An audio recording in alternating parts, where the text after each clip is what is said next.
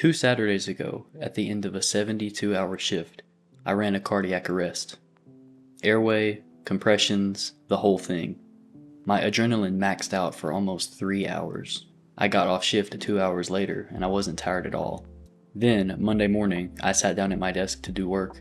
No sirens, no emergency. Just me, a laptop, and a 3 p.m. deadline. And by 1 p.m., I was a zombie. Couldn't read, I couldn't think, I couldn't even decide what to eat for dinner. My brain felt like TV static. When you really think about it, that math is broken. Doing CPR and intubating a random stranger should not cost less than reading lecture slides and sending emails, unless the slides aren't what's actually draining you. Alright, lab coat's on for 3 minutes. We're going to go over some brain chemistry, some science, and talk about what is causing your brain fog. So, hopefully, as we all know, a neurotransmitter is a chemical messenger signal carrier in your brain. There are several different kinds, and they can control all kinds of bodily functions. The one that we're going to talk about today is called glutamate. So what is glutamate? How does it work? How does it play a role in your learning process, in your focus process? Your brain has a region in the front called the prefrontal cortex, which is kind of just right here. We'll call this the prefrontal cortex. And in your prefrontal cortex are cells called neurons. Neurons play a huge role in learning, memory formation, all that good stuff. And glutamate is kind of a star player when it comes to neurons. So imagine this inside your brain, right? But 1,000 times smaller, more than that. You have what is called your presynaptic neuron and your postsynaptic cell, right?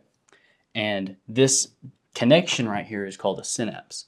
This open space is called the synaptic cleft. So anytime I say synaptic cleft, just imagine a canyon in between two cities, right? And the bridge connecting the cities is the synapse, okay? You're thinking, you're doing math, you're sending emails, you're deciding what you want to get from Panda Express, whatever. Your brain fills with little boxes, you can imagine them, or carriers called vesicles. And the vesicles are full of neurotransmitter glutamate. They come out into the synaptic cleft, they open, glutamate starts swimming around in here, and it sees an NMDA receptor on the other side. So if you know anything about pharmacology or anatomy and physiology, you've probably heard of receptors. GABA receptors, opioid receptors, AMPA receptors, alpha receptors, all the good stuff, right? All throughout your body. Well, they act as locks, and the neurotransmitters unlock them to allow the action potential to fire. So the glutamate starts binding to the NMDA receptor, and it unlocks, and then charged ions flood, causing an action potential. Boom, right? You're learning. Awesome, you're firing, your brain's firing, right? Here's where it gets bad. What would happen if you started multitasking or flipping through several things at once? Your glutamate would build up, right? Too much so to where your astrocytes cannot recycle enough of it in time, and it's overpowering your receptors. So we got glutamate all up in here, just a whole cloud, right? This is bad because it forces your NMDA receptors to lock open and keeping them in that on state. The signal becomes excessive, causing your brain to shut down to avoid cellular damage. And this is why at 2 p.m. after sitting at your desk all day staring at emails, you feel like you want to go home and die. Now here's where your cell phone comes in, because we have to be honest and take a look at what short form content really did to our generation. TikTok, Reels, YouTube Shorts, all of this has trained our brain on one specific set of patterns. Swipe, dopamine hit. Swipe, boring, anticipation. Swipe, dopamine hit. The engineers and researchers who designed these programs intended for them to be this way. They tracked these patterns. One of them, named Gloria Mark, mapped the average attention span for one screen to 43 seconds. Not minutes, seconds. So obviously, what does a brain that's trained like this do whenever you sit down for an hour or two to focus on a task? You're not studying for 6 hours. You're scrolling a feed where every post is one of your responsibilities. And this effect compounds, because every one of these micro choices, this tab or this email, it all drains the same decision budget. And medicine has known this forever. There's even some research that shows doctors sometimes prescribe unneeded antibiotics towards the end of their shift compared to the beginning.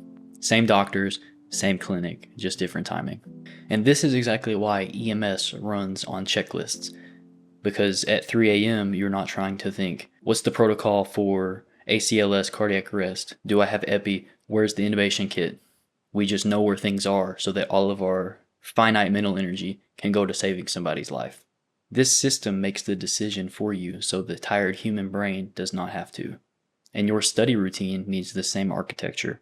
So here's what I use. Alright, protocol number 1, task batching. On a call, nobody's on their phone, changing their Spotify music or texting their girlfriend. There's one patient, and all of your attention is focused on that.